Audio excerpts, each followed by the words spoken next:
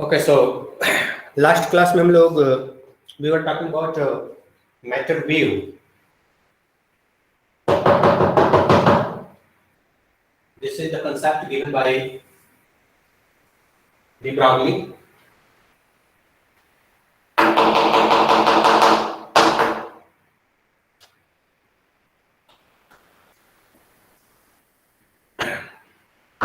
So the matter wave, this is a wave associated with moving matter. If this is a body which is moving with the constant velocity v, its mass is m, then the wave associated with this is known as matter wave. This one known as matter wave. And the wavelength calculated by de Broglie, this was lambda is equal to h upon p. So this is the bridge equation जो हम लोगों ने discuss किया था, जो wave और particle दोनों के ड्वेल नेचर को एसोसिएट करता है. So this Broglie equation lambda is equal to h upon p, इसी को उन्होंने एक de Broglie वेवलेंथ के फॉर्म में यूज किया, where p is equal to root of 2me and this lambda is equal to h upon root of 2me. ये हम लोगों ने रिलेशन एक पैरेंट रिलेशन की तरह यूज किया था. And for different types of particles we have modified this e. हमने इस e को मॉडिफाई किया था. So accordingly we have different formula for this wavelength for different types of particles. First हम लोगों ने एक पार्टिकल लिया था जो कि मैकेनिकल बॉडी के फॉर्म में था.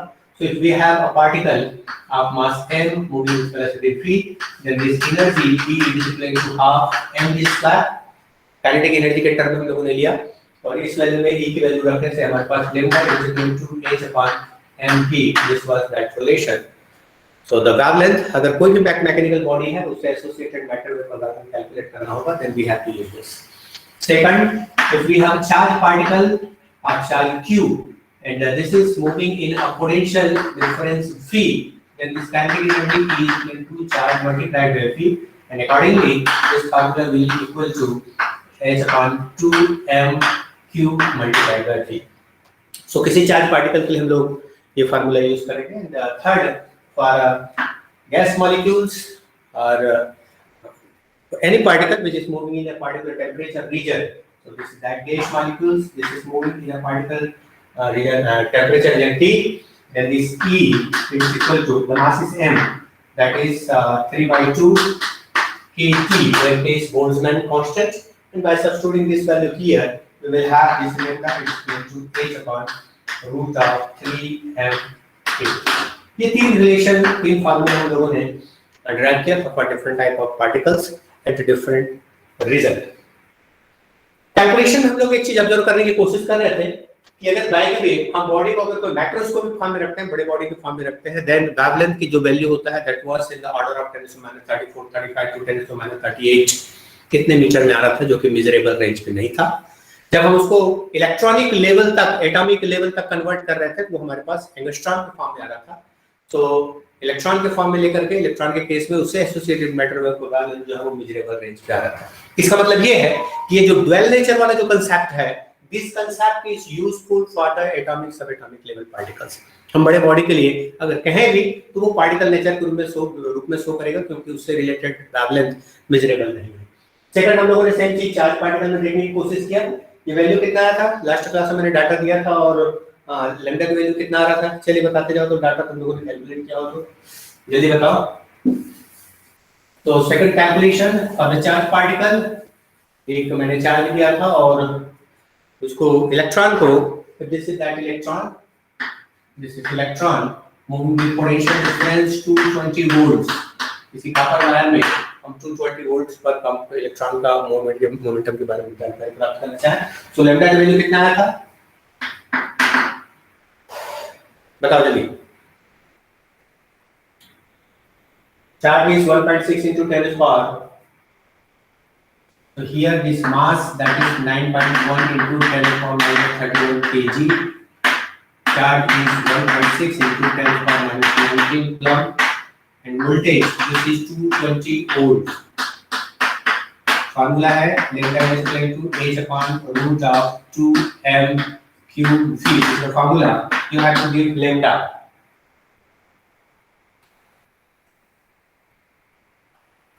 1.17 एंगस्ट्रॉम।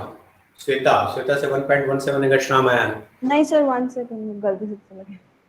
ओके ओके, चलिए बाकी लोग बताते जाओ, जल्दी डाटा दे जाओ फास्ट।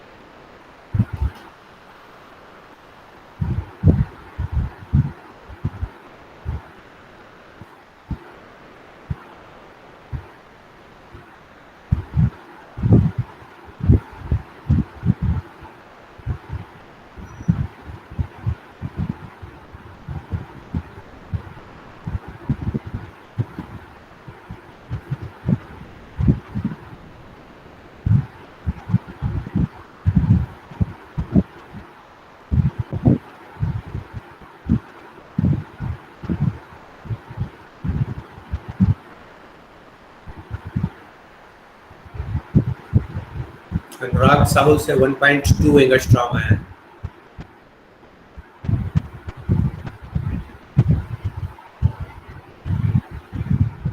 कैलकुलेट फास्ट, कैलकुलेटर में सैनिटी रखा था और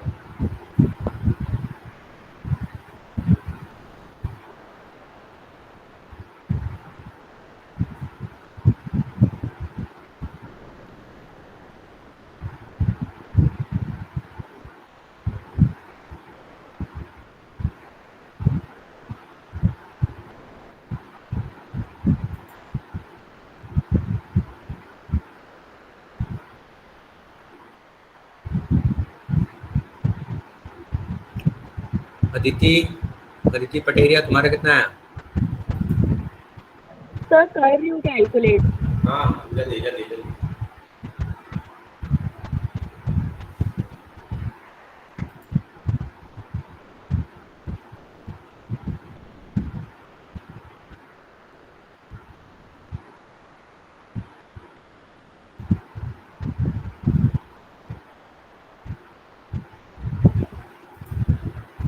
ओके, मैक्सिमम लोग का जो आएगा, क्योंकि डाटा तो मैंने ऐसे रैंडम प्रॉब्लम दिया हुआ है, मैक्सिमम जो आंसर आएगा वो आंसर ओके मानेंगे। तो देखते जाओ, सब कैलकुलेट कर करके देखो। हाँ, और डाटा यहाँ पे जल्दी जल्दी कमेंट बॉक्स में देते जाओ।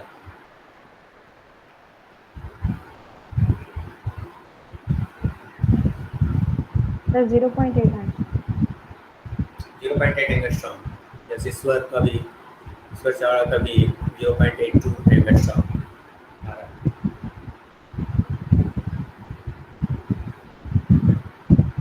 झलक साहु का 1.17 एंगस्ट्रॉम।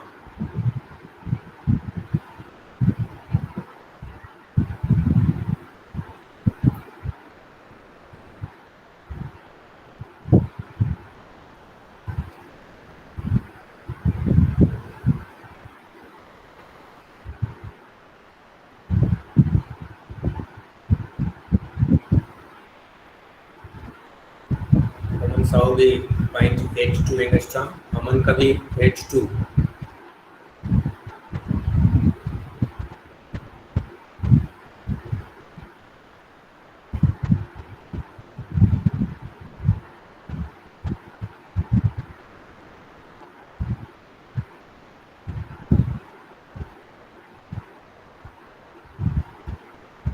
फास्ट कैलकुलेट फास्ट, क्योंकि जो डाटा आधे लोग का 3-4 लोग का डाटा आया है।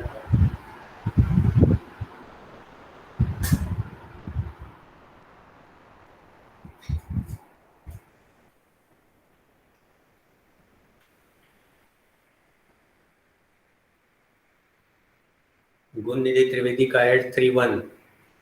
तुम लोग साथ साथ ना कैलकुलेटर का ना उसका मॉडल भी लिखते जाओ मेरे ख्याल से, क्योंकि डाटा सेम है, कैलकुलेशन सेम कर रहा है, फिर भी वेरिएशन इतने ज़्यादा है। तो मैक्सिमम अबाउट 0.8 एंगस्ट्रॉम के आसपास आना चाहिए, मुझे जहाँ तक ध्यान आ रहा है। तो इट्स अबाउट 0.82 एंगस्ट्रॉम, ये बहुत सारे लोगों ने लाया है। So I think this must be right.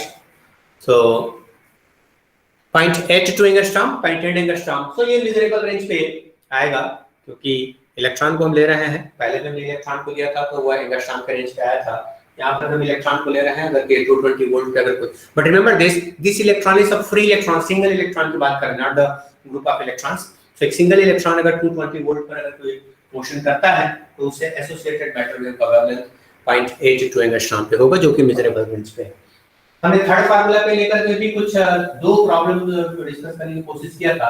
एक रूम टेम्परेचर पे हमारे ऑक्सीजन, और दूसरा एक वाटर वेपर हमने लिया था, और उस वाटर वेपर से एसोसिएटेड मैटर वेव का वेवलेंथ कितना होगा।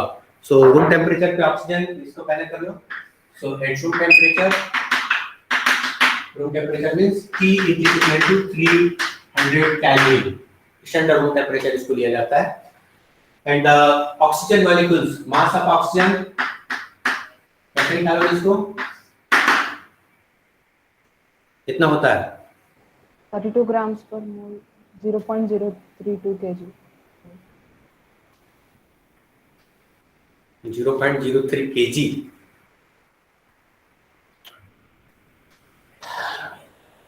इसका एटॉमिक जो मॉलिक्यूलर वेट होगा दैट विल बी 32, मींस इसमें 32 numbers of the sum of protons and neutrons होंगे। तो इसमें प्रोटॉन्स या न्यूट्रॉन का जो मास है उसको मल्टीप्लाई करना पड़ेगा, तो टोटल मास होगा। It is a point, chemistry में ये चीज पढ़ाया जाता है। एक ऑक्सीजन मॉलिक्यूल्स में, एक ऑक्सीजन या O में, एक ऑक्सीजन एलिमेंट पे O में होता है that is 68, means 8 numbers of protons and 8 numbers of neutrons are there. 8 numbers जो है वो इलेक्ट्रॉन्स है। तो इलेक्ट्रॉन का मास प्रोटॉन और न्यूट्रॉन की तुलना में बहुत कम है, इसलिए इसका जो टोटल मास है उसको मान लेते हैं कि इसके न्यूक्लियस में, जो न्यूक्लियस का जो मास है that mass is the total mass of that oxygen. So हम O2 ले रहे हैं तो इसमें about 32 numbers of protons and electrons होंगे।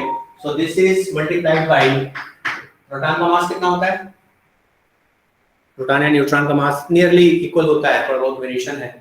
कितना होता है 1.7 into 10 to the power minus 27. Yeah. So this is 1.67 into 10 to the power minus 27 kg. ये होगा, this is the mass. ये समझ में आया कैसे लाए? ऑक्सीजन है O2, वैसे जब हम वेपर वाला करेंगे तो उसमें H2O होगा। हाँ, H2O में जितने नंबर्स ऑफ प्रोटॉन्स और न्यूट्रॉन्स होंगे उसको हम लोग 1.67 into 10 to the minus 27 kg लिख देंगे, ignoring the mass of electrons. You can write here, ignoring the mass of electron. एक रफ कैलकुलेशन, मतलब रफ कैलकुलेशन ऑफ मास है, एक्जैक्ट जो वैल्यू होगा that will be slightly different from this. So this is 32 into 10, 1.67 into 10 to the power 27 kg. ये उसका मास होगा because we have 32 numbers of the sum of protons and neutrons. Temperature T मैंने दे दिया, K की value तुम लोग जानते हो, K is equal to होता है that is 1.38 into 10 to the power minus how much 23 joule Kelvin inverse. So the formula will be lambda is equal to h upon root of 3m kg. तो इस formula की value रखो, lambda की value बताओ जल्दी।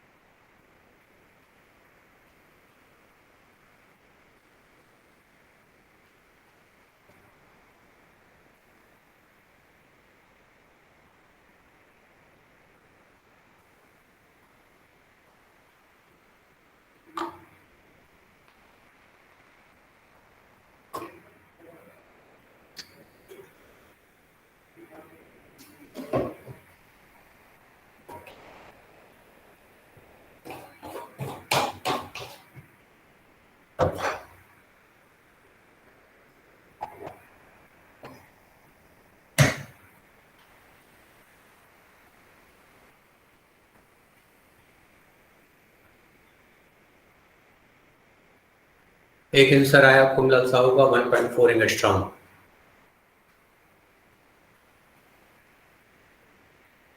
Verify करो बाकी लोग भी।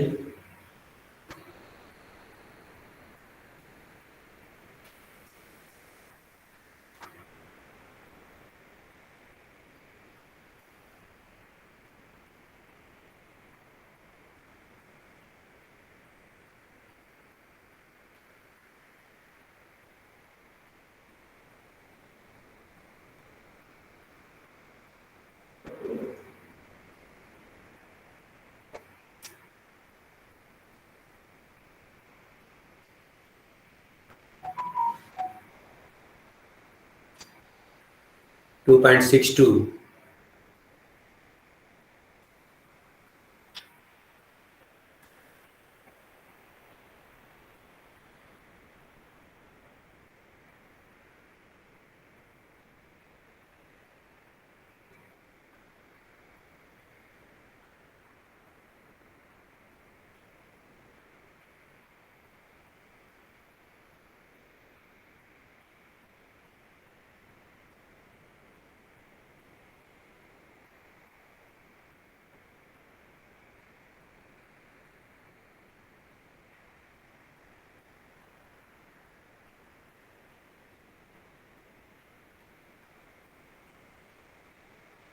ईश्वर ने लाया है 0.257।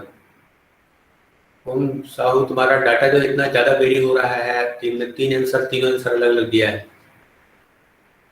ओमन साहू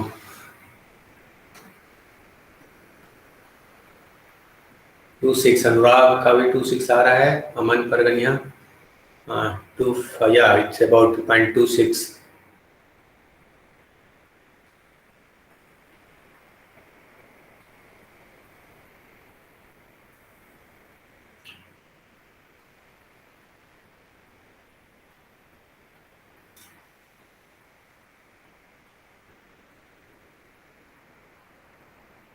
अरे अब बाकी लोग भी जल्दी जल्दी देते जाओ डाटा।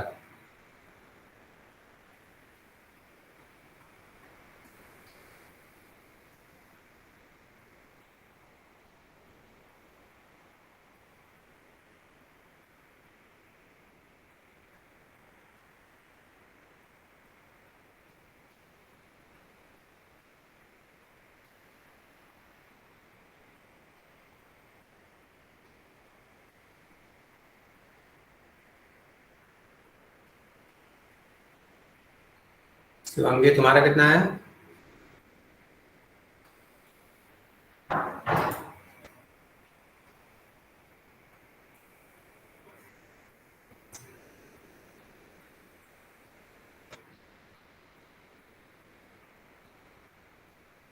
जागृत,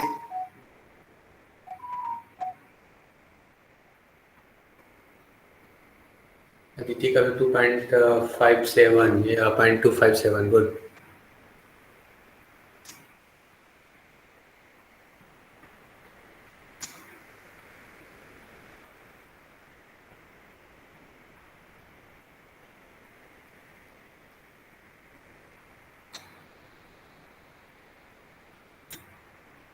मुझे सबका आंसर दिखना चाहिए यहाँ पे। प्रयास, खुशी का भी आया 0.257, 0.25। ओके, सो अबाउट 25 या 26 वी कैन राइट। आयुष का भी 2.57 एंगस्ट्रॉम। गुड, 4 डाटा में दिया इसने।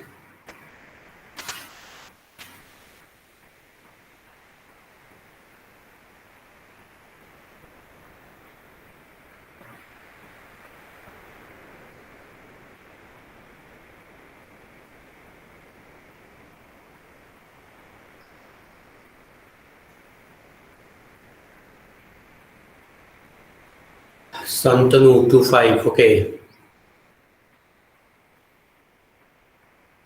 So slightly variation, that is within 0.01 का difference है, चलेगा, no problem. So we can write answer as 0.26 angstrom.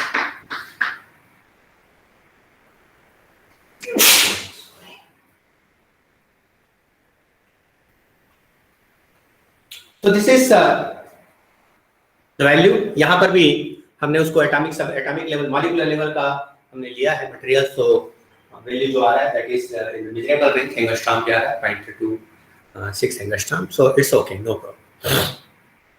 तीसरा मैंने वाटर मॉलिक्यूल को दिया था, उसको भी तुम लोग प्रैक्टिस करके देख लेना कितना आता है। कल के क्लास में मुझे बताना और डाटा मुझे चाहिए। आज क्लास में फिर से करूँगा तो आगे थोड़ा सा बढ़ नहीं पाएगी क्लास, इसलिए मैं यहीं पे ब्लॉक कर रहा हूँ। So this is at the temperature region, this is at the potential region. So we have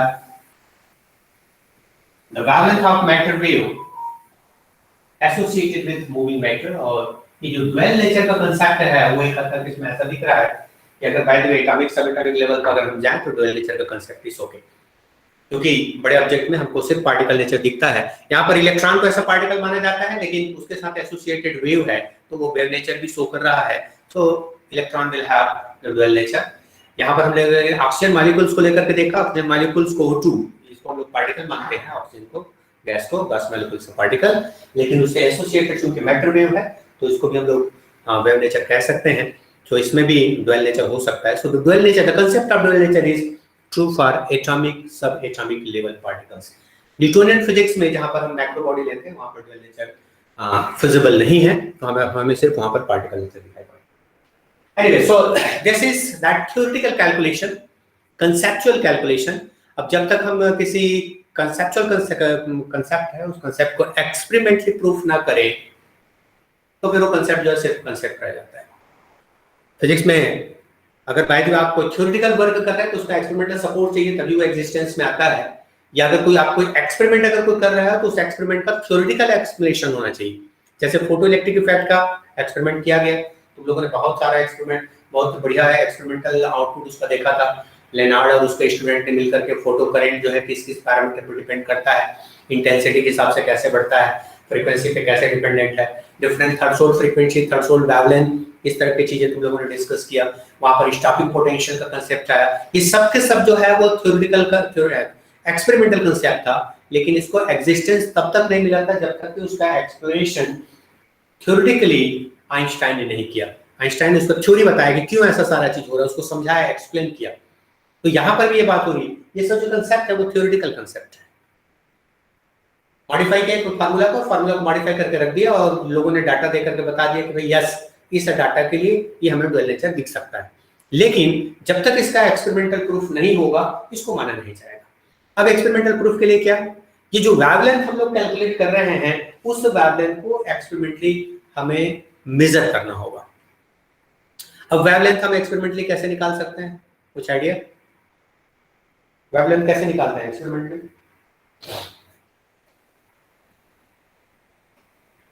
कोई एक आध मेथड वगैरह, कोई एक आध तरीका वेवलेंथ कैलकुलेट करने का किसी को पता हो, ट्वेल्थ वगैरह में पढ़े हो? De Broglie. De Broglie theoretical concept है। एक्सपेरिमेंट, स्प्लिट एक्सपेरिमेंट, या split double split experiment, double slit एग्रुप। तो उसमें फेनोमेना जो रहता है, that is either through interference और डिफ्रेक्शन। हम जाएंगे लाइट की वो प्रॉपर्टी पे जो वेव नेचर से डायरेक्टली बिलोंग करता है, जैसे इंटरफेरेंस, डिफ्रैक्शन, इस प्रकार की प्रॉपर्टी से जो है वो हमें वेवलेंथ मेजर किया जा सकता है। Okay, so we have two phenomena, one is that interference, second diffraction. ये दो फेनोमेना है जिस फेनोमेना से टू मेजर वेवलेंथ, अगर आप वेवलेंथ अगर मेजर करना चाहते हो, so in order to measure wavelength we have two phenomena, one is interference and second one is diffraction. Interference थोड़ा सा कॉम्प्लिकेटेड होता है, थोड़ा सा डिफिकल्ट जाता है, हालांकि इससे रिलेटेड भी एक्सपेरिमेंट हमारे फिजिक्स लैब में है, और हम इंटरफेरेंस फेनोमेना का यूज करके भी वेवलेंथ कैलकुलेट करते हैं। डिफ्रैक्शन फेनोमेना से रिलेटेड एक्सपेरिमेंट भी लैब में है, लैब में तुम लोग करोगे, इससे भी वेवलेंथ कैलकुलेट करते हैं। अब चूंकि थोड़ा सा डिफ्रैक्शन हमें इजी पड़ता है, इसलिए हम यहाँ इंटरफेरेंस के बजाय डिफ्रैक्शन फेनोमेना का इस्तेमाल करके ये जो मैटर वेव है, उस मैटर वेव का वेवलेंथ कैलकुलेट करने की कोशिश करेंगे। अब ये डिफ्रैक्शन क्या होता है, इससे वेवलेंथ कैसे कैलकुलेट करते हैं, इन पे थोड़ा सा डिस्कशन कर ले, फिर हम अपने एक्सपेरिमेंट पे जाएंगे। किसी को आइडिया व्हाट इज डिफ्रैक्शन?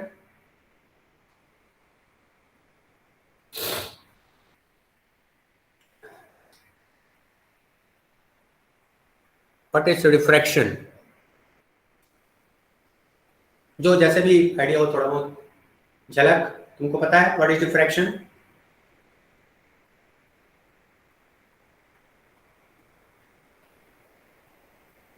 झलक साहू?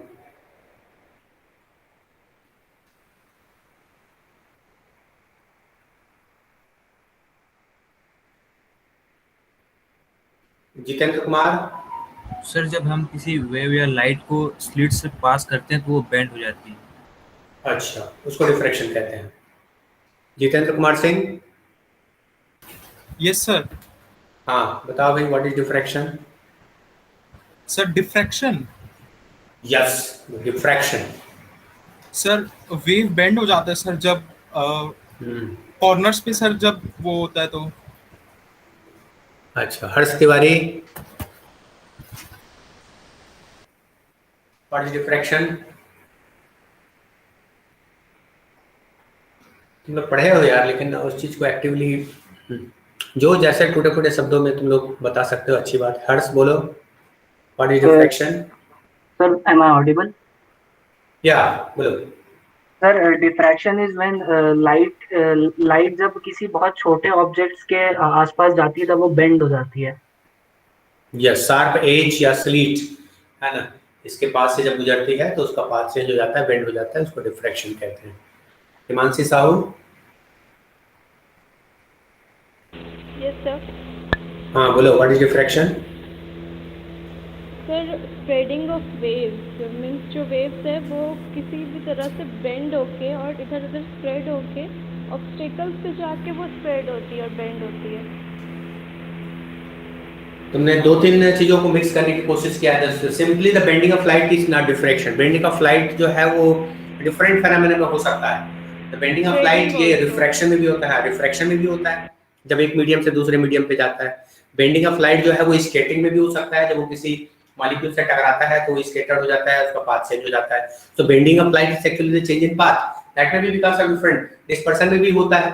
लेकिन डिफ्रैक्शन में बेंडिंग ऑफ लाइट तब होता है जब हमारे पास कोई शार्प एज हो, स्लिट हो। If this is that sharp edge, एक वेव जो है वो यहां से ट्रेवल होते हुए आ रहा है, जैसे शार्प एज से ये होता है, इसका पाथ जो है वो चेंज हो जाता है, बेंड हो जाता है, इसको कहा जाता है डिफ्रैक्शन। इसमें एक कंडीशन रहता है, what is the required necessary condition for the diffraction? Diffraction के लिए ऐसा कोई ऑर्डिनरी कोई भी वेव जो है वो कहीं पर भी डिफ्रैक्ट नहीं होता। अगर तुम लोग को याद हो, अगर कोई वेव तुम लोगों ने पढ़ा है तो उसमें एक छोटा सा रीजनिंग टाइप क्वेश्चन रहता है। वाल के उस पर कोई व्यक्ति खड़ा होकर के बात कर रहा है, उसके आवाज हम लोग सुन पाते हैं लेकिन उसको देख नहीं पाते, और उसका रीजन बताया जाता है। इसलिए क्योंकि साउंड जो है वो डिफ्रैक्ट होकर के हम तक पहुंच जाता है, लेकिन लाइट जो है वो डिफ्रैक्ट होकर के हम तक नहीं पहुंचता, क्योंकि वो डिफ्रैक्शन का कंडीशन को फुलफिल नहीं करता। So what is that condition? Sir जो Yes. होल होना चाहिए वो वेवलेंथ के, मतलब वेवलेंथ से सिमिलर, मतलब इक्वल होना चाहिए। उसके equal it must be in the order of the wavelength. So the condition for diffraction, तो चलिए एक एक लाइन पे लिख लो, what is diffraction and the condition for diffraction. ये तुमको याद रखना चाहिए, ये तुम्हारे वाइवा के भी क्वेश्चंस रहते हैं एक्सपेरिमेंट पे, है ना, कभी भी पूछा जाता है, इसलिए रटा हुआ बिल्कुल जैसे पूछे तुरंत तुमको इसका जवाब आना चाहिए। पहला डिफ्रैक्शन के बारे में एक लाइन, तो what is diffraction? This is the bending of wave. We should write wave when it passes from a slit or sharp edge। जब किसी शार्प एज या स्लिट से होकर के लाइट या कोई वेव, यहाँ पे लाइट या साउंड दोनों के लिए सही है, इसलिए मैंने इसको वेव लिखा हुआ है। तो वेव जब किसी शार्प एज से या स्लिट से होकर के उसके पास से गुजरता है तो उसका पाथ चेंज हो जाता है। So you can give this type of diagram, so like this is that sharp edge, so this is the wave, so the path will be changed. This is the diffraction. Second condition for diffraction हो गया, note करो जल्दी से। Condition for diffraction,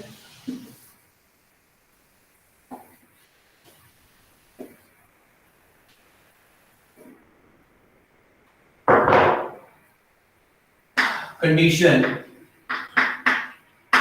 for diffraction,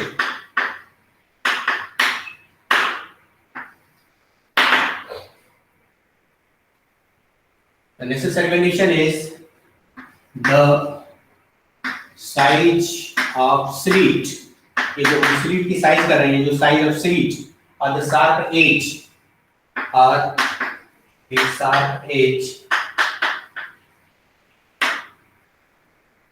must be in the order of wavelength of wave.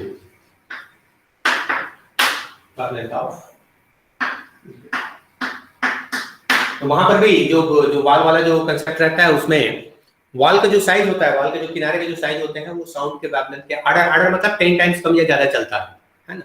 ऐसा नहीं order मतलब equal नहीं होता, आर्डर मींस 10 टाइम्स। हाँ, तो अगर उसके वेवलेंथ के आर्डर पे हो तो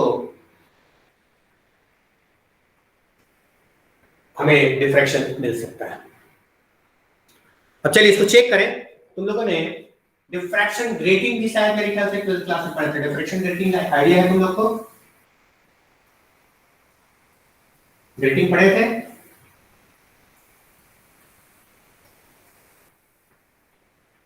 ट्रांसमिशन ग्रेटिंग, डिफ्रैक्शन ग्रेटिंग, ऐसा कुछ याद आ रहा है? सर जो मैक्सिमम मिनिमम वाला, वो तो ट्रांसमिशन, वो तो तुम्हारा डिफ्रैक्शन पैटर्न है। इस प्रकार से central maxima, first order maxima, like this. ये तुम इसकी बात कर रहे हो। ये सेंट्रल मैक्सिमा है, फर्स्ट ऑर्डर मैक्सिमा और सेकंड ऑर्डर मैक्सिमा, इस तरह की चीजें हैं। इसको डिफ्रैक्शन पैटर्न कहते हैं।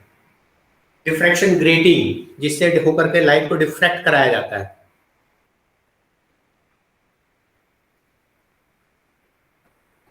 एक फार्मूला रहा होगा डिफ्रैक्शन को, एक फार्मूला पढ़े थे। जब तक ये सब फार्मूला अगर तुमको क्लियर नहीं होगा, मैं इसका डिफ्रैक्शन नहीं करा सकता हूँ। मेरे ख्याल से तुम लोग को पढ़ा होना चाहिए डिफ्रैक्शन का फार्मूला। किसी को ट्राई टू रिकॉल, हाँ, याद करने की कोशिश करो, थोड़ा बहुत कहीं से याद आ रहा हो।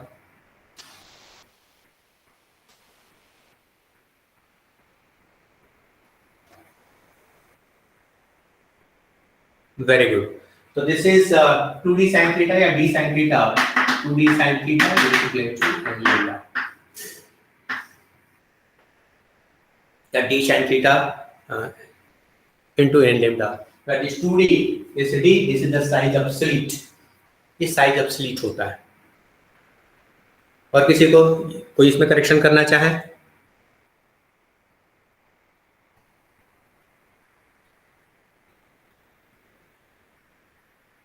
Is it okay? ये फार्मूला याद आ रहा है?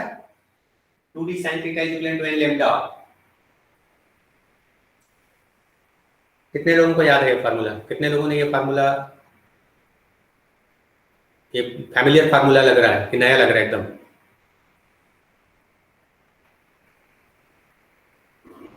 पढ़े थे सर। पढ़े हो ना? फार्मूला याद मतलब लग रहा है ना कि तुम लोगों ने किया है इसको? हाँ, ऐसा नहीं कि नया लग रहा हो, ऐसा तो है।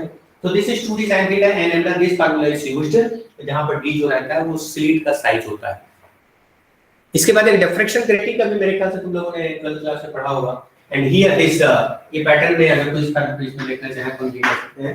दिस इज दैट स्लिट, इस स्लिट का साइज है, this is the size d, और यहां से first order diffraction, this is theta, ये थीटा है, और ये n की जो वैल्यू होता है, this is n is equal to 1, this is n is equal to 2, here this n is equal to 1, n is equal to 2। तो ये n की वैल्यू ये 1 2 3 ये है, थीटा जो है ये एंगल है, और d जो है वो इस स्लिट का साइज है, इस पैटर्न पे। ओके, अब इसके लिए एक डिफ्रैक्शन ग्रेटिंग, ये मैं थोड़ा सा आइडिया तुम लोगों को दे रहा हूँ, ये तुम्हारे एक्सपेरिमेंट में भी है, इसलिए साथ साथ एक्सपेरिमेंट तो तुम्हारा थोड़ा सा फंडामेंटल हो जाएगा। जब लैब करोगे तो तुमको इसका ये तुम्हें हेल्प करेगा। तो diffraction grating is actually a glass plate, एक ग्लास प्लेट है जिसका जो थिकनेस होता है दिस इज 1 इंच, एक 1 इंच का ग्लास प्लेट होता है डिफ्रैक्शन प्लेट, और इसमें डायमंड के शार्प एज से इसमें लाइंस खींच दिए जाते हैं, ऐसे पैरेलल लाइंस इसमें खींच दिए। अब जब किसी शार्प धारदार चीज से जब किसी ग्लास को तुम स्क्रैच करते हो, तो जहां पे स्क्रैच करोगे वहां से तो लाइट पास नहीं होगा, लेकिन दो जो स्क्रैच लाइन है वो दोनों स्क्रैच लाइन के जो बीच होगा वहां से लाइट पास हो सकता है। तो this is one line, this is another line. तो इन दोनों लाइन के बीच का जो जगह है, ये जो जगह है ये ट्रांसपेरेंट है, वहां से लाइट पास हो सकता है, लेकिन जहां पे स्क्रैच किए हो, जहां स्क्रैच किए वहां से लाइट पास नहीं होगा। मींस यहां पर ये n स्लिट्स हैं, दो लाइन के बीच में ऐसे स्लिट्स बनते जा रहे हैं। ओके, तो इन्हीं स्लिट से, इसी स्लिट से होकर के लाइट इसमें पास कराते हैं। सो ये जो 1 इंच के अंतर्गत डिफ्रैक्शन ग्रेटिंग में 1 इंच के अंतर्गत अबाउट 15,000 टू 20,000 लाइंस होते हैं। ये तो diffraction grating is a simple glass plate, एक सिंपल ग्लास प्लेट है जिसमें 15,000 और 20,000 लाइंस, स्क्रैच्ड लाइंस होते हैं, और दो लाइन के बीच से लाइट उसमें से पास हो सकता है। मींस ये जो स्लिट है, इस स्लिट को इसमें क्रिएट किया जाता है, and we can calculate the size of slit.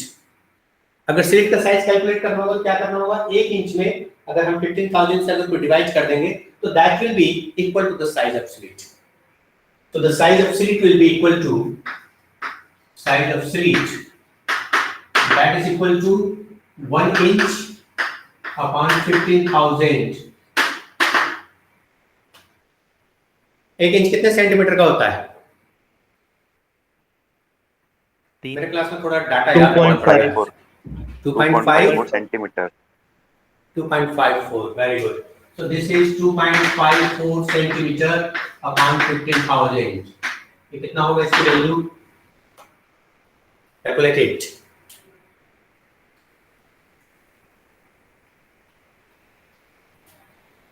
ये तुम्हारे लेब में काम आने वाला है, इसलिए डाटा तुम्हें याद होनी चाहिए। जरकग्रित ने इसमें 16,933 एंगस्ट्रॉम, अच्छा एंगस्ट्रॉम में calculate, very good. So you have to calculate this in angstrom. तो एक डाटा इन्होंने लाया है 16,933 एंगस्ट्रॉम।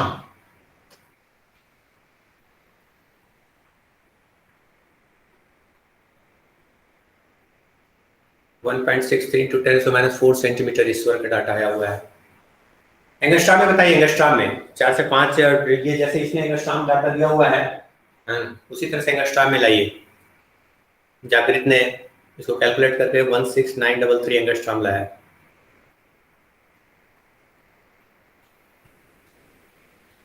अगर तुम मैथमेटिक्स और डिजिट के साथ अगर खेलना सीख जाओगे, तुमको फिजिक्स में मजा आने लगेगा। हाँ, अदरवाइज वो सिर्फ जो है रटा चीजें नहीं, डाटा ये जो है धीरे धीरे तुम्हें फिक्स होना चाहिए तुम्हारे दिमाग में। हाँ, और मैं अपने क्लास में ये सारे चीजें जो है वो डाटा अपने पास रखता हूँ भाई, तुमको पता होनी चाहिए ऐसा क्यों आता है। आकाश कुमार सिंह का भी 16933 एंगस्ट्रॉम आया। और विजिबल रेंज, लाइट का विजिबल रेंज का वैल्यू कितना होता है? विजिबल रेंज ये होता है starting from 4,000 to 7,800 angstrom.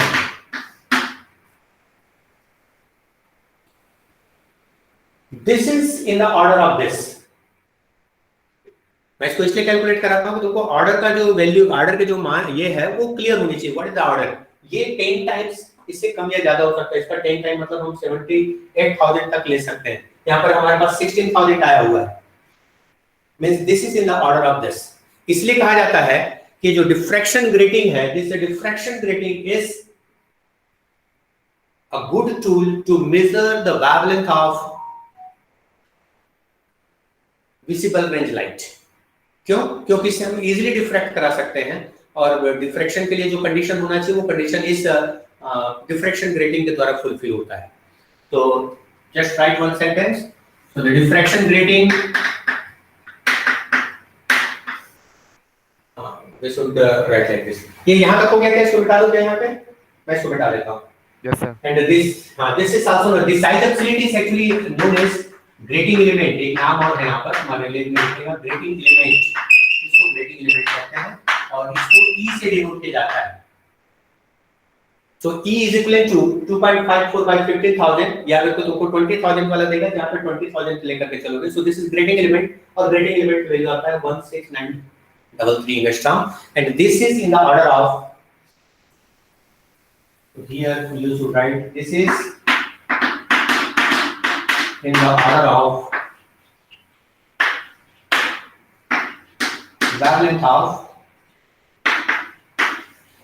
Visible light, ये विजिबल लाइट के वेवलेंथ के ऑर्डर में होता है। That's why this is a good tool to measure the wavelength of visible light. कभी-कभी एक लॉजिकल क्वेश्चन इस प्रकार से पूछा जाता है, why we cannot use a diffraction grating to measure the wavelength of X-ray? Logical question. Why one cannot use to measure the wavelength of X-ray? Wavelength of X-ray using diffraction grating. This is also a good Viva question. During your practical examination, ये एक Viva question होता है. Why one cannot use that diffraction grating to measure the one cannot use diffraction grating to measure the wavelength of X-ray. Cannot measure. Why one cannot measure the wavelength of X-ray using diffraction grating? हम diffraction grating का इस्तेमाल क्यों नहीं कर सकते? Reason इसी है। X-ray का wavelength कितना होता है?